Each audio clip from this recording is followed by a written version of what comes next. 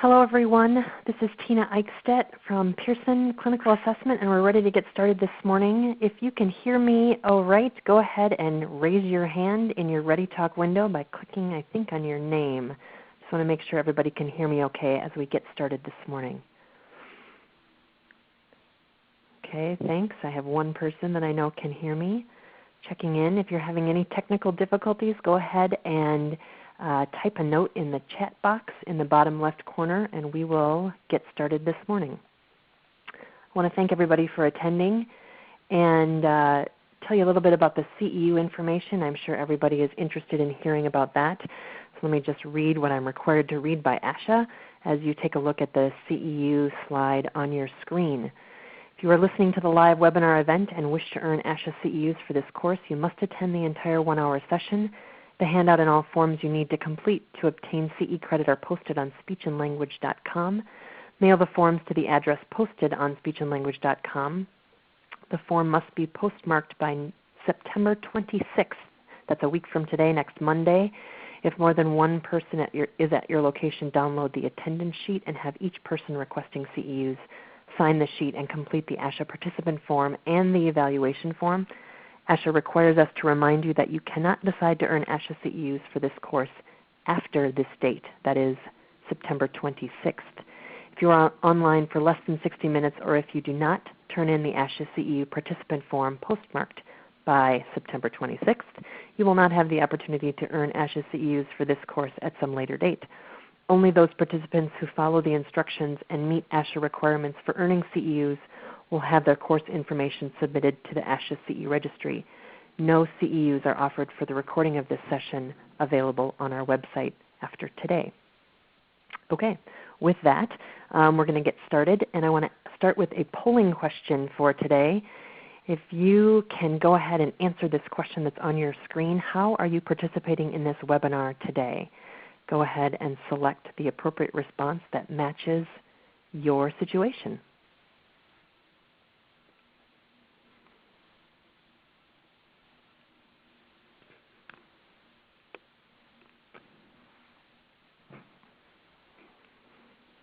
Ryan and I like to do this to understand everybody's logistical context as well as other things that we'll ask about later in the session. Looks like some of you are on audio only have a couple responses so far. So if you haven't clicked on one of the radio buttons on the screen, please go ahead and do that now.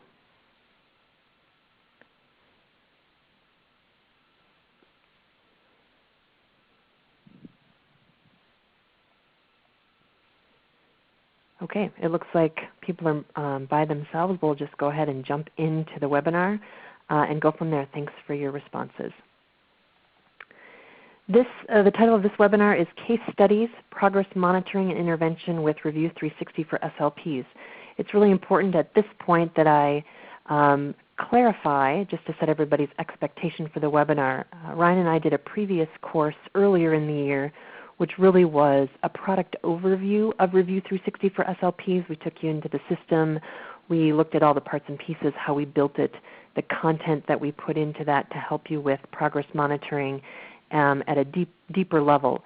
So this series and this particular webinar today is very much clinically focused, using 3 case studies to show you how to think about and discuss with you how to analyze your progress monitoring data and make decisions from that. So we'll be going into the system again certainly to look at the data sets that we've built for these cases, but we will not be giving an overview of Review360 for SLPs as a product itself. So I would encourage you to, if you haven't already, take a look at that earlier webinar recording that's on our website at your convenience, but know that we will, as we go into the system, be using it for the purposes of clinical review of case studies, just to set expectations for that today. So certainly you'll see the system and we'll be working through it, but we won't be spending a lot of time on the nuts and bolts of how it works as we did in an earlier series this year. So some disclosures, of course, as required by ASHA, and in just good order. Both Ryan and I do work for Pearson Assessments, and we are the company that did publish Review360 for SLPs as a tool. So as you see from the intro slide, I am an SLP as well, and Ryan is our Director of Sales for Review360. So together, that's a little bit about us. And then certainly Pearson Clinical Assessment Disclosures is the sponsor of this presentation. And as all of you I'm sure know, we do develop and distribute assessments and tools for SLPs. And so we're going to cover information that pertains to the case studies and the data in our products that we're using. And we won't be talking about any other assessments or any other tools outside this presentation. Again, a very clinical focused presentation where our learning outcomes are as follows. You'll see there the 3 learning outcomes that we've built, really looking at well-defined objectives, talking about a couple of different ways to do real-time data collection for progress monitoring purposes, and then looking at benefits of using integrated progress monitoring and intervention as you're thinking about your workload approach to clinical practice. And those of you that may or may not be familiar with the caseload workload model that ASHA has developed and supported from SLPs around the country over the last number of years, I'd encourage you to go out to the ASHA website and take a look at the caseload workload approach and think about that in the context of this discussion today. Our agenda for this webinar is on the screen. So we'll do a little brief introduction to the 3 cases, and then we have 3 cases that we want to think about clinically today, and then we'll do a wrap-up summary as we go. So let's jump right in. In terms of the introduction to the cases, one of the things that we're inspired by every day, those of us that are SLPs working here at Pearson, most of us are on SIG 16 as a number of other SIGs as well, which is the school-based special interest group of ASHA. And so there's, I think, still ASHA's largest special interest group. And so I hope that all of you are familiar with that. And if you're not, I very much encourage you to be connected to your SLP colleagues in schools around the country through that listserv and through the ASHA community. But my reason for giving that plug for SIG 16 has to do with so many conversations that make us think about the clinical practice nuances of progress monitoring. And so these 6 things that are listed on your slide that you see there are really our inspirations as we come into this conversation, things that have been frequent topics of conversation on SIG 16 that are current challenges in clinical practice. So certainly progress reporting, the time to create all of that pretty reporting, as so many of you have said on the listserv. Oh, you know, my administrator wants me to make beautiful reports for my IAP meetings or my parent conversations or things to demonstrate the value of my work, and all of the challenges that the time to create those takes, and then how to communicate with teachers best on how students on your caseload are doing. You'll see time themes kind of running throughout here, but certainly paperwork, that final bullet, is one of the biggest things that we face as SLPs, and certainly all of you deal with in clinical practice every single day. So these kinds of challenges that we know are real in your world inspired us to think about how to support that a little differently. So as you look at these 6 challenges that you may face in your clinical practice, we'd like to do another poll where we ask you to select your top challenge as you see it today in progress monitoring. If you're sitting in a group, you'll have to come to some consensus, but please click on one of the radio buttons and select your top challenge in progress monitoring, if you would please.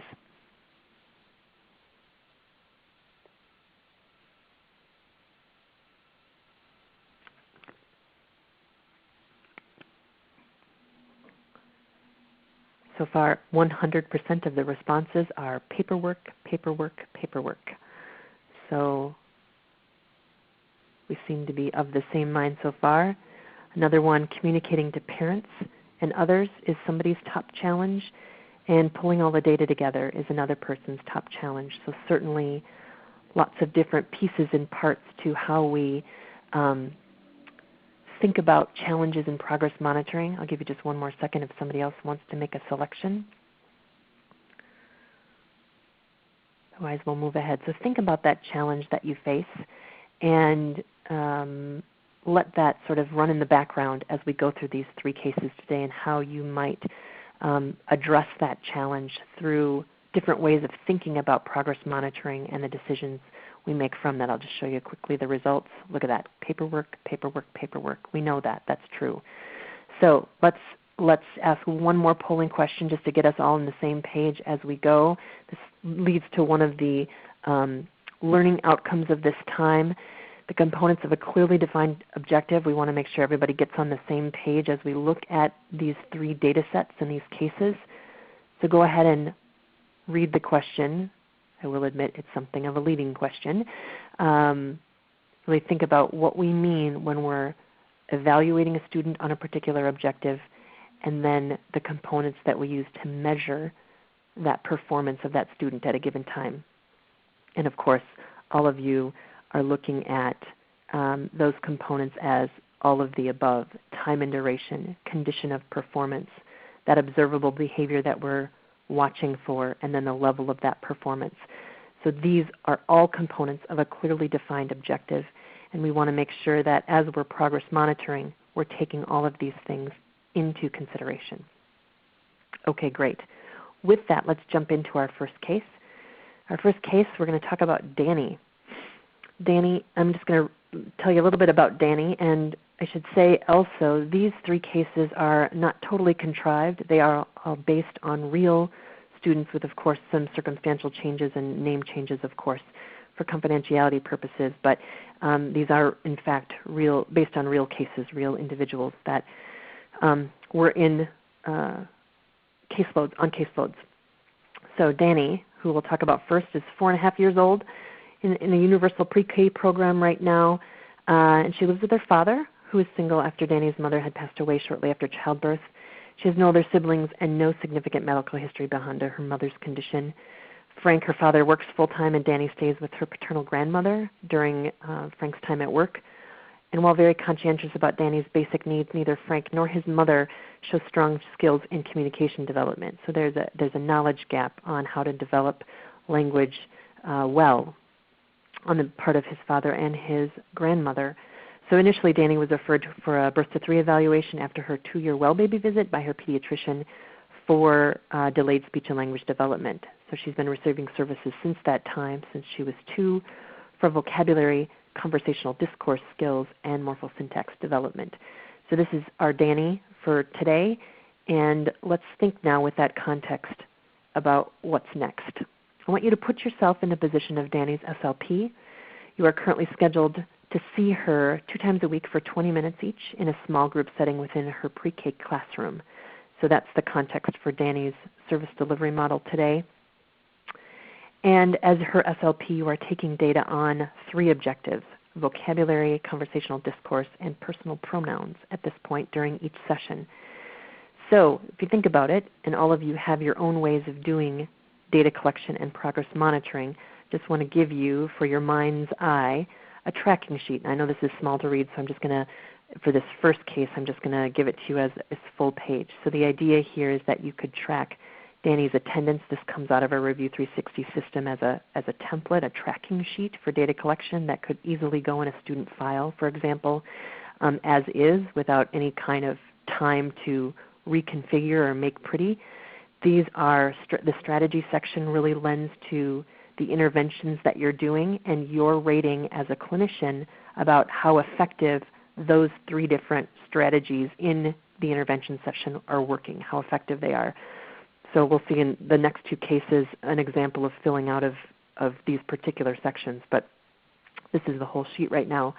And then finally the last section of the printout lists the actual objectives in the full objective format that then gives you a blank space to score and add in your data. Most of you I know are taking data in paper if our research from earlier in the year holds true. So this would be a way for you to actually make the markings here against this objective and then comment on the effectiveness of your chosen strategies. So that's this bottom section, the actual data collection online piece that you would use in the intervention section. So think about this opportunity in your clinical practice as you're moving along with this case consideration. And just for a little bit of levity, but also some visual encouragement to all of you, we always have to remember that what we didn't count and write down really didn't happen. When I was working clinically, I worked in a medical setting, and it was an acute care hospital, and we spent a lot of time talking about writing things down, and if they didn't get written down, they didn't really happen because we couldn't document them appropriately. So it's important. These are my favorite clickers for counting things. I know they're used throughout the profession and clinical practice to make tracking data real. Either the student does the tracking if they're an older student, or you track for the student that you're working with. But certainly to keep in mind always, if we don't count it, we can't document that it happened. So a little bit of encouragement as I have you think about this particular case of Dani's. So what we're going to do now is I'm going to have Ryan go into the system and show us Dani's data set from the last marking period, and we're going to look at it in a few different ways using our Review360 system. But what I want you to do clinically is to think about this from a service delivery standpoint. And then I'm going to ask a follow-up question where we talk about what you would do. So consider all of those pieces in the service delivery model as Ryan goes through Dani's actual data set. Ryan? Thanks, Tina. Good morning. Good afternoon, depending on what part of the country you're in. The first thing that I will do today is I'll show you how we can generate a summary report from Review360 for our student, Dani Alvarez. It's very simple. At the top right, you'll see an icon that says Summary Report. I'm going to click on this, and this will allow me to expand or restrict the date range. So for my data that I want to run, I'm going to run it from the beginning of the year, January 1. I believe my data stops at about March 11th. And what will happen is this report will then generate. And make that bigger for us, Ryan? Absolutely. Thank you for that. I always forget it's a little bit of an eye chart to see it through the Ready Talk. So what you'll see is the first objectives down on the left-hand side, basic concepts, pronouns. You'll see the number of times that the session was actually scored or this objective was scored. You'll see the goal in percentage, 70%. And in some cases, we'll have a secondary rating that we're capturing on some of these goals and objectives. So the average outcome, if you see these three, it's all around 17.6, 17.3, 17.6% of the progress. And you'll see out to the right the secondary ratings. But what's really important is the communication of this. This report, all I have to do is click Email Guardians, make this a little bit smaller, scroll to it. Any of these reports that I might want to send home to communicate that either to a guardian that's associated with the student account, or maybe there's some other type of service provider, we just load those folks into the demographic section of Review360. Their names will pop up. In this case, there's only one. It's the father, Frank Alvarez. And to send that home, I could send a note as well, but all I need to do is click Send Email. That report will then go home to that particular email address. So it's very simple to communicate this home, see the results, etc. Now, Ryan, Ryan, let me jump in just one thing too. So again, as I said earlier, in a previous series, we went through how to set up the objectives for Dani in this system and how to have all that ready. This, again, we're just looking at it from a case standpoint. We're going to look at her data now, but prior to this, of course, you either took on paper that actual data set or you automatically took it online here on a device of your choosing, and then you imported the data into the system. So all of that work has been done for you now, and now we're looking at her data set from a decision-making clinically standpoint. Okay, sorry, Ryan. Go ahead. No problem. Thanks, Tina, for that. What I'm going to do now is I'm going to take a look at the individual objectives. Let's see here. I need to go back in time to the beginning of the year where this data resides. I'm going to click Update. A little bit bigger. Here we go. Okay, so here's the objectives. First of all, while I'm pulling these, I can scroll through any of the objectives that I want to take a look at the data. I can shoot a goal line across there so I can see that the student is underperforming in relative to the percent goal. I can also shoot a trend line across there. Now, what's important about this is we see that the student is increasing but we're still very short of our goal. I can also turn this into a line chart. So it's very easy to take the data and basically maneuver it in a way that makes sense for you as practitioners. If we're going to explain this to a parent or the student or some other supervisor, this visual representation of the data, it's very easy to look at, understand. I can print this out. I can share this. So this is just another way in which we can look at the data. Tina? Yeah, so this is her data on vocabulary, the vocabulary goals. So she's making progress in vocabulary. Let's look at the other goals. Here's discourse. Here's her discourses, her conversational discourse skills. And then let's look at the other goal, Ryan. This is her personal pronouns goal. So we're making good progress in all of the goals clinically, but still we are not at our goal line. And right now our goal line is at 75% accuracy. You may choose clinically to move that goal line wherever you want, of course. So you may choose 80%, you may choose 90%, depending on what the goal is and what your threshold is for wanting that success to be in place. Clinically, all that is done for you when you go ahead and run the reports, provided that you've set that up ahead of time as you've started your progress monitoring process with Dani. Okay, great. So Ryan, let's go back. Let's go back into the PowerPoint here, and now let's have a little bit of a clinical discussion. So you're her SLP, and you're thinking about what your progress monitoring data that you've aggregated. Again, your work is in the individual sessions. That goes into the Review360, and when you get to summary time, there's nothing new for you to collect. You're aggregating data you've already taken at one level across those individual intervention sessions. So what would you do? How would you communicate this to parents or her teacher, other professionals in Dani's life, and certainly her father and grandmother as well? What would you recommend at this point in the marking period for service delivery? Would you continue your service delivery model course? Would you look for a dosage change until the next marking period? And of course, many of you, if not all of you, are familiar with that dosage concept in terms of intensity of treatment, frequency of treatment, those kinds of service delivery recommendations that really we are trained to make in these milestone periods. And then how would you do to get through those approvals if you're suggesting a clinical change in her service delivery or her dosage? And then how would you execute on that plan? So let's think about this for a minute. And based on the progress monitoring data that you've taken and Dani's performance in this set of reports that we've now looked at, I'm going to ask you to do some clinical thinking now and answer the question, what would you do for Dani as a clinician? If you're not just on audio and you're sitting at your computer, go ahead and type into that text box just bullet notes or a phrasing very quickly about what you would recommend as an SLP doing next based on these progress monitoring data.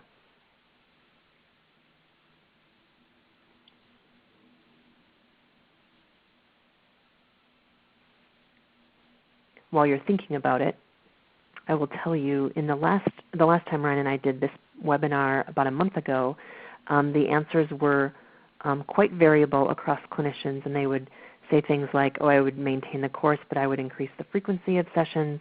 Or they would say, I'd have call a meeting together because I think we need to increase the intensity so that she's ready for kindergarten in the fall. Those kinds of comments came up. So go ahead and tell us what you would choose to do in this particular case.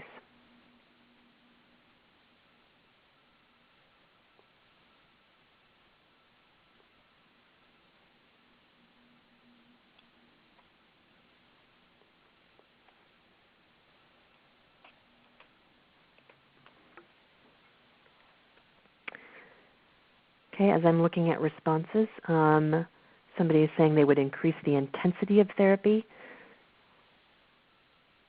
which may be very appropriate. She's already 4-6, and if we're going to be ready for kindergarten this coming fall, this is spring data, January to March data, so we've got just a few months until we hit kindergarten.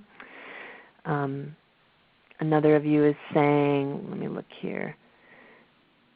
Yep. that you'd use the data to determine the direction of therapy, intensity changes.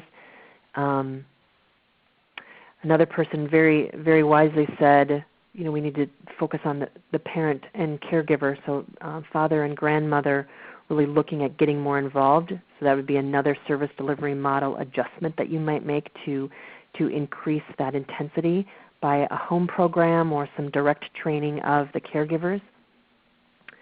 So somebody's talking about, because you notice we didn't talk about this specifically, but you'll notice in the Review360 data set, when you take data on a particular goal, you talk about the level of prompting that you might do. So part of your goal may be that the student would do this, or Dani would do this independently, and right now you're saying you need both a visual cue and a verbal cue. So somebody commented here that the level of prompting, that level of independence of performance would take some of their focus in the next marking period, which is a great way to think about increasing that independence toward a higher goal rating or ranking. Again, a family combination. Okay, so lots of thinking that you might be doing based on this single set of data. I know when I met with a school district of SLPs last year, we talked a lot about the numbers of levels of progress monitoring data they would feel like they needed to capture. And some of them were doing 3 different levels. So they take daily notes, and those would be sort of their own notes that they would keep and not really share. And then they would take monthly progress monitoring data, and then they would take 9 to 12 weeks, whatever their marking period would be, another set of data. And I thought, boy, that's a lot of time to be doing different kinds of data collection rather than using your base data that you take online in a single intervention session and let the aggregation of that data be done automatically, by a system like this, or a way that you wouldn't have to take all those levels of data collection. So great responses about Dani. And now let's go on to the second case. So we're going to see a couple of different views and kinds of speech and language disorders as we're moving ahead here. So let's look at Lucas as a second case. Lucas is 7.5, 7'5". In first grade, he lives with his parents. He has an older sister who's 10 and a younger sister who's 5. He has no significant medical history, but his father has struggled with reading all his life, which should be a red flag to all of us as we think about Lucas. He loves math. He loves puzzles. He's the youngest member of the local chess club. I love these details about the students that we serve, right? His grandfather taught him to play 2 years ago, and he's just taken off. With all of that good news, though, he struggles with correctly identifying letter names and letter sounds. He avoids participating in his reading small group in class. He's been in Head Start since age 3. He's always had trouble rhyming as well as separating the sounds he hears and words offered orally.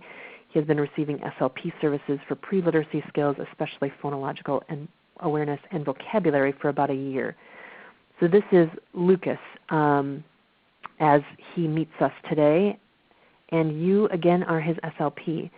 So currently your service delivery for Lucas is 3 times a week in a small group during reading classroom time. So other struggling readers in the class, Lucas is part of that small group, and you are seeing that group in an in-class scenario. So you have 2 objectives for Lucas right now, and one is building that vocabulary, of course, as background knowledge for reading, but also phonological awareness.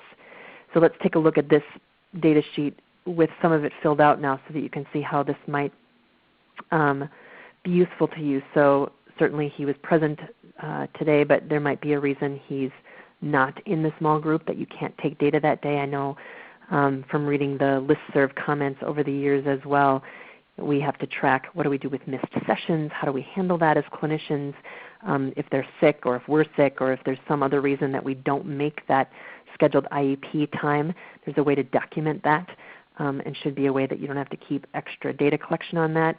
Here's an example of strategies that you as a clinician may have rated in terms of effectiveness. So if you're working on multiple meaning words, you would give that a somewhat effective rating, which is a 2 here. And then your phonological awareness strategies that you're using as you're teaching those skills, you find those to be very effective. So those are 3 ratings. And then at the bottom here, a student objective for Lucas on multiple meaning words as we're using grade level vocabulary, looking for words used in sentences with 70% accuracy and with low to moderate independence is what he gave you in this last data collection session for a rating then of 50%. So he's not at his goal yet, certainly, but this is an example of how you might use this data tracking sheet to then have in a student folder, or then have the system take for that single intervention session and aggregate over time. So with that in mind, here's Lucas. And again, remember, what we didn't count didn't happen. So we want to count everything we can in these intervention sessions so that we can document what's happening on a day-to-day basis. So before we go to Ryan here again, for Lucas, we're going to look at the objectives from Lucas's last marking period. We're going to look at the data set that you created as his SLP in several different ways, and then think again about what would you do. What's your communication plan based on this marking period, this data set? What's your service delivery recommendation? How do we course change midstream if we need to do that in real time? What would you recommend for dosage until the next milestone, and how would you get approval and execute any new plan changes that you would consider making? So think about this. Ryan, can you give us a view of Lucas's data, please? Absolutely. Okay, so first thing we're going to do is we're going to go to the Charts tab. We're going to go, again, grab the set of data that we're looking for. In this case, it's, again, till about March 11th. This is overall how the student's doing. Let's look at the objectives, the two objectives that are here. We'll shoot the goal line across there just like we did before. I think the trend line will become obvious, that the student is maxing out their grade level vocabulary. Let's look at phonological awareness. That's a little bit different view, right? Let's change that to a line chart. And Tina, I'm not sure, let me go back to multiple meaning words or vocab here.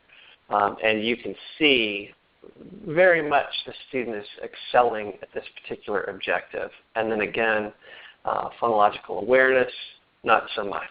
It's very much a seesaw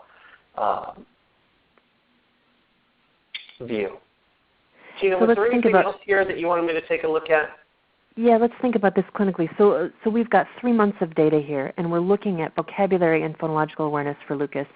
And you can see that vocabulary is very strong for him. So instantly in my head, this becomes a student who might be at risk for dyslexia, right? We know that some students with dyslexia have very high vocabulary and very difficult times with the manipulation of sounds from a phonological awareness standpoint as a pre-reading skill, but certainly then as we think about how to address these students. I was on the phone with an SLP from Texas a few months ago, and she said something to me that I'll never forget, sort of hit me right between the eyes. She said, Tina, as SLPs, we know about these kids at 3, these kids who ultimately are diagnosed with dyslexia. And we know about them because they come in as speech and language kids. And they come in for various reasons. Some of them have very high vocabularies but very poor phonological awareness like Lucas does. Some of them have difficulty across the board with their speech and language skills. Some of them have pretty significant phonological sound system issues. But every time I see one of my students who's then diagnosed with dyslexia at 3rd grade, I think about the 5 years that we've lost. So we knew about these guys early on as SLPs, and we're really the gates in many ways for these students who then struggle with reading down the road in their school experience. So for me as an SLP, as I listen to that from a colleague and think about these profiles of these students we see clinically in kindergarten and 1st grade, I think, what is our role, as we've talked about, and certainly Asha has a ton of things to say about this as well, in support of us as part of that reading team early on, and those of us that may be the first to show the red flag for dyslexia. So, for Lucas here, as we look at this, I want you to really consider, and I'm going to go back to the slide here, I want you to really consider at this point, he's almost 7.5, and he's in 1st grade, and we've got this profile. So his vocabulary is very strong. We know that that's a great thing for reading, but his phonological awareness skills are not good. So what would you do at this point? You're at a marking period. You're sitting on this data set, and you as an SLP may be the only person looking at this in an evidence-based way. What would you do? I want you to think about that and think about it globally, not just for your own personal goals and objectives, but for Lucas and his overall school experience. Think about that and go ahead and respond for Lucas now as his SLP in this text box. if you will.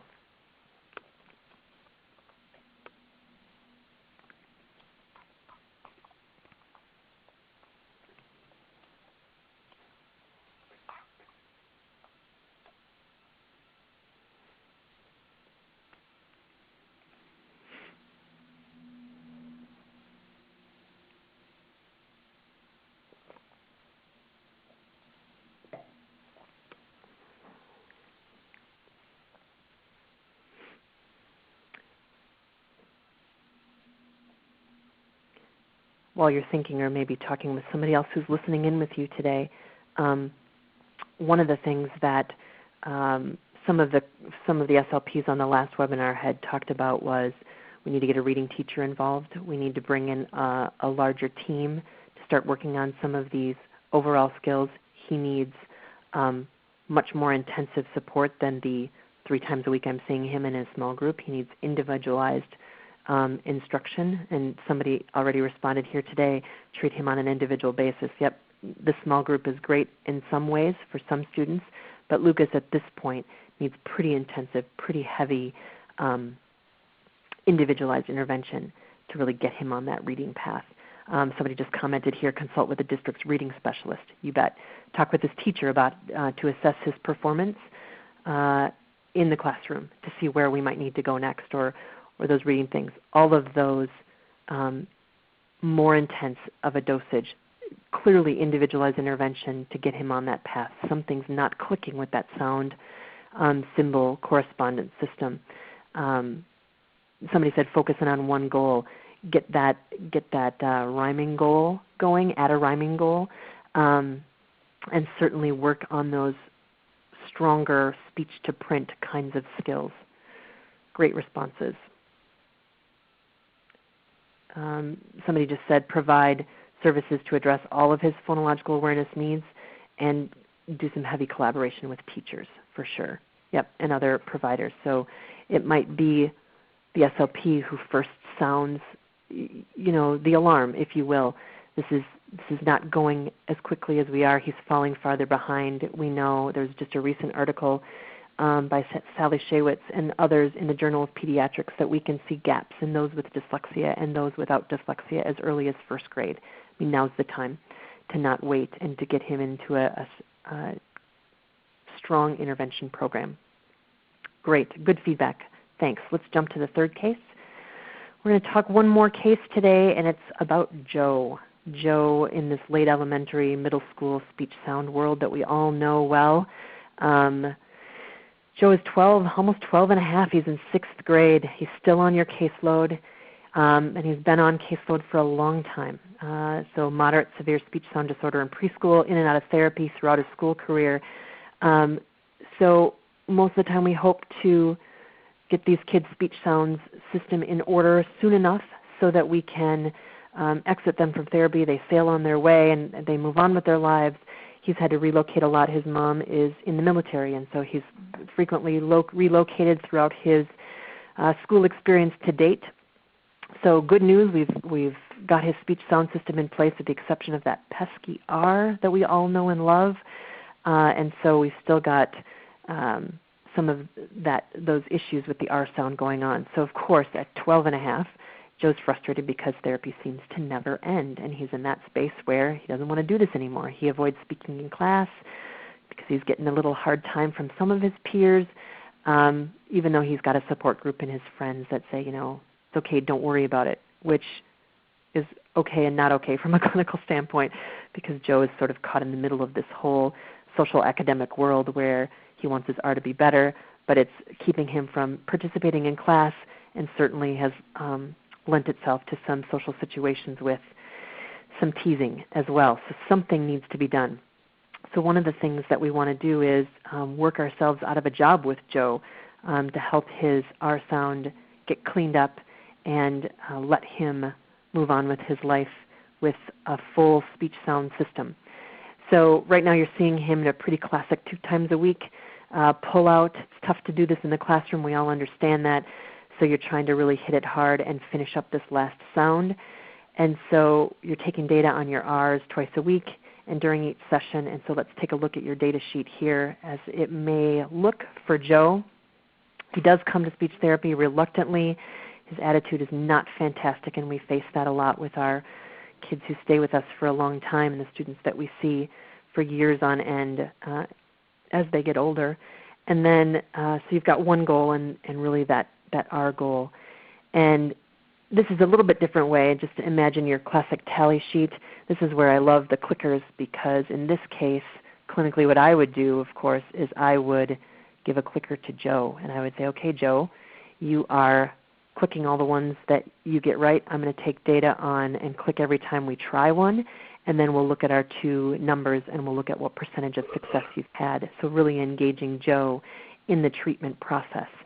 And so again, bringing Joe into that world so that he knows that he can see his progress over time increase or not increase and become a partner in that therapy session going forward. So given your tally sheet, given how you take data and really wanting to change direction and finish this as best we can with Joe, let's think about what you would do as a clinician looking at Joe's data set that we're about to show you here with Ryan's help, and then think about service delivery and dosage and how to change course if needed to get through what we need to get through. Ryan. Okay, Tina. So let's do three things. Let's generate a summary report. We've seen this report before. I'm going to change the date ranges back to March. Update the view. And while this report is building, let's take a look at the goal here. You'll see overall the goal is 70%, the average outcome is 60%, and you can see the secondary rating that we're taking. So we showed this earlier for some different goals and objectives. Again, all I need to do to send this home is click Email Guardians. The guardians that are in the system that can receive this will show up. It can be one, it can be many. We send this home. But let's also go to the Reports tab. This is a different report that I'm about to show you.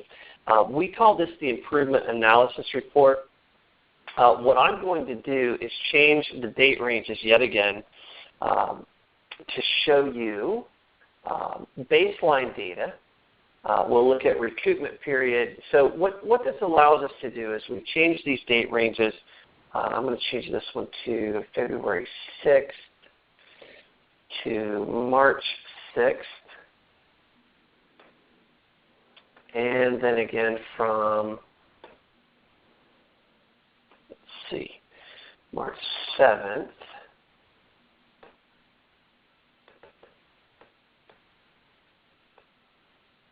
to April 22nd. So what I'm doing is I'm changing the calendar view of this report, and we're going to look at the dosage changes. But we're going to look at it in the context of this baseline data and recoupment period. So what we're going to see when this builds out is a report. I'll make this bigger for you. Based upon the baseline data, so we had 10 days of data for the baseline. That next reporting period, we had 8 days of data. And what we saw was 5 percentage points of recoupment on this particular skill. In this example, as Tina mentioned, we changed the dosage. We greatly increased the dosage. And so that next date range, there were 20 days of data, we saw basically a 70-point recoupment on this particular articulation goal. So this is another way in which we can look at it. We call this the Improvement Analysis Report. It gives us the ability to look at multiple date ranges against each other. So baseline, recoupment period 1, recoupment period 2, recoupment period 3. So it's just another report. Tina, did you want to make a comment on this? Yeah, I do. Scroll down a little bit. So let me put this in a little bit of additional clinical context. So look at the date ranges here in the report. So we've got January, basically a January date range, and then a February date range, and then a March date range, a little bit longer at the second date range. But what we're looking at is we're saying, okay, over the last 3 months, we've changed our treatment plan for Joe. So we've agreed as a team that we're going to increase the dosage for Joe over time to see if we can't, through a more intense intervention regimen, and those of you that are familiar with things like 5-Minute Kids, who see for their last speech sound goals or whatever might be left from an articulation standpoint, that we see them a few minutes a day rather than twice a week for longer blocks of time, so we get a little bit different service delivery model. We can see how that impacted Joe's success in his production. So Ryan, so this is a great report. Let's go back actually into the data set and look at the bar charts again to show how that looks then from a different visual angle. So it's the same data set. You still have your daily intervention notes or counts that you've made, but you're going to look at it in a little different ways. And you've made clinical decisions mid-course so that you can then demonstrate what that change in treatment and what that therapy model or service delivery model change meant for Joe's progress. So let's take a look at that. All right. So what we're seeing here is the goal. I'll remove the trend line. Now this is from January 1. This is before we started the more intensive dosage. So if I want to take a look at what happened, I would expand this date range out until, let's do the 31st. And click Update. And you see once that dosage changed exactly what happened towards the tail end here. Again, I can turn that into a line chart. Or what I might want to do is I might want to just restrict the date range to really about March 7th to the end of the month. That's really where I changed the dosage in this data set. So it's a great way to see this information visually in ways that you might not have thought possible, or just a more efficient way than trying to chart it yourself. And so I think about, thanks Ryan. I think about this clinically because how many times do we hear, and I've seen it on the SIG 16 listserv countless times as well, and Asha talks about this quite a bit, about our ability to communicate the value of our services. So all we should be thinking about in terms of progress monitoring and data collection is we're collecting data every single time we see a student. Some way on our little scratch pads of paper, or if we're really tech savvy, we're doing it on our tablets or whatever as we're logged into a system like this. And then we're only doing that one level. And then we're allowing our clinical decision making to show as we're making changes for this particular student or a particular group of students over time by the decisions that we make clinically. And by doing things like this, you're not taking any more data. You're using that data in a better way. And your ability to show the value of your services and the value of your clinical skill just really comes through here in terms of real-time adjustment for students. So I love looking at this as we think about these major service delivery concepts that we discuss at all our CEU events, but then how do we put those into practice in a real way that doesn't take us any more time? And so the clinical thinking part should take the time, not the aggregation of data from our progress monitoring efforts. So that's, I think, just a really powerful example of what progress monitoring means to a clinical process. Okay, so that an idea like this plus the improvement analysis reports. Ryan, can you go back in real quick then and show the actual data collection window, since we may have people that are not as familiar. I'm sure there's questions about, well, how do I actually get that data in, or those data in? Yeah. So in this case, this is the data collection window if we're doing it, like I am, through a browser or a mobile device or an iPad, some other device like that.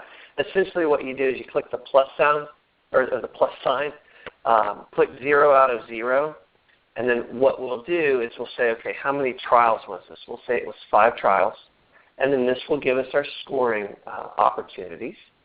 And what you'll see across here is level of prompting, independent cue, which is a verbal cue, a visual cue.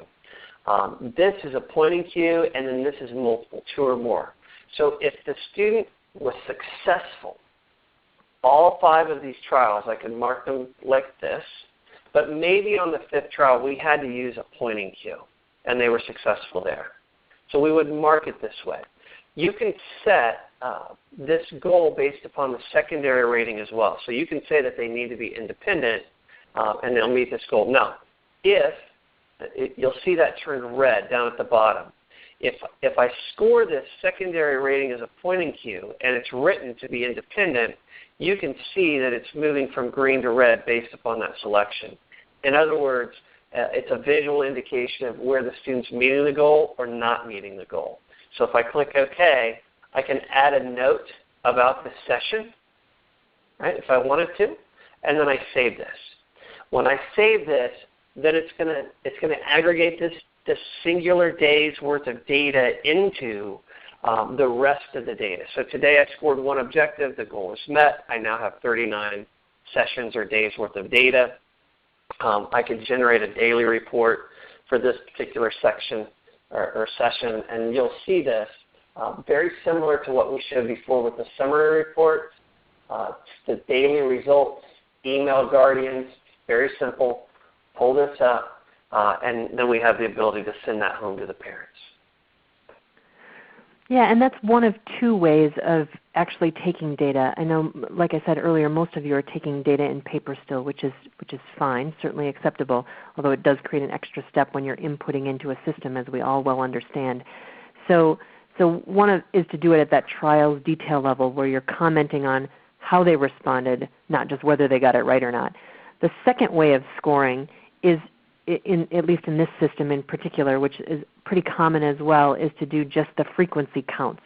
So another way to do that is you could just go into this on-screen data collection section and add in 7 out of 10 and not have to do any every time trials at the level of prompting that's needed. So it's a little bit simpler approach to do that, to go ahead, and maybe Ryan could show us one of those as well. Yeah, let me see. I think this one has one. Let's see. Here we go. So in this case, can you blow that up for us, Ryan? 10, you bet. Thanks. All right. In this case, this particular objective is being scored on an X out of X. So if it's 7 out of 10, there's a secondary level here of the independence rating. I click OK. Very similar to the other one. I can add a note. I can save this and move on. Thanks. So for example, if you were using the clickers or having some kind of a high percentage of productions like we typically want to do in our speech sound development practice, so you might want to get 50 to 100 or more opportunities to say that particular speech sound correctly, you could add that in this very simple X out of X trials, and it would do the same aggregation. Great. Okay, so let's go then to Joe. Given these data sets, you've made that course change clinically. We showed that. Good job, you. Now he's got a much higher performance rate with that different intensity of a treatment. What would you do next? Think about that for Joe. Where are we now? And go ahead and type something into the text box if you'd like, or just think about it on your own from a clinical case perspective.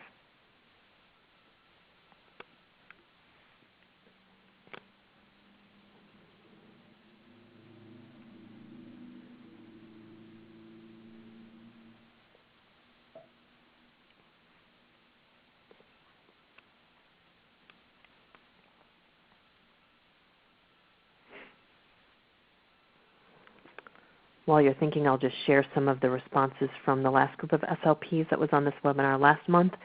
Some of them said, oh, it's time to discharge. We're thinking about exiting from intervention. Some of you didn't want to go just yet. He just met criterion and is doing really well. Maybe there's a protracted exit strategy through the rest of the school year. Maybe you start handing off responsibility to him in particular ways in terms of reporting in. Maybe you go into the classroom and look at different kinds of production practices. There were all kinds of responses clinically that were pretty varied about what people would do next given this data set. And that's again where our clinical judgment comes in. So as you use progress monitoring data, not just to meet a requirement for some kind of reporting for your school district, but to actually make clinical changes midstream so that you can continue to make your work that valuable, that nimble or just in time. All of these data, without any extra collection from you, can allow you to make those evidence-based decisions and changes. Here comes some responses from everyone. You finish up the year with the same intensity and reevaluate in June. as to how to move forward. Continue to monitor in different environments to judge the carryover. One of you said make some consultation with teachers to see about how we're seeing classroom behavior changing given all the things we know about what's happening in the classroom. Is he more willing to participate? These kinds of things. Another person used carryover activities into his daily routines. So lots of ideas about what to do next based on this data set. And so I think that's really powerful for us not only to make those clinical judgments, but then to communicate to parents and to other professionals in the school about how things are going and why you're making the clinical recommendations that you are. Great. Thank you so much for that feedback. So let's wrap this up. We have just a couple of minutes left, and really looking at these current challenges in clinical practice. So I want to go back to these again. In your top challenge, certainly that paperwork is a challenge. In that same spirit, I know some of you are thinking about the next question or the next thought. Super, Tina, this is wonderful, but I have 50 students on my caseload, so am I really going to do this for all 50 of them? So my response to that would be, of course we don't have time to do this level of analysis for 50 students every 6 weeks or 9 weeks or 12 weeks. But certainly, Ryan, in the last couple of minutes I want you to go back in and look at the student listing to the system so that we can think realistically about how we can analyze these data sets from our entire caseload over time. Can you jump into that, Ryan, quick before we're done?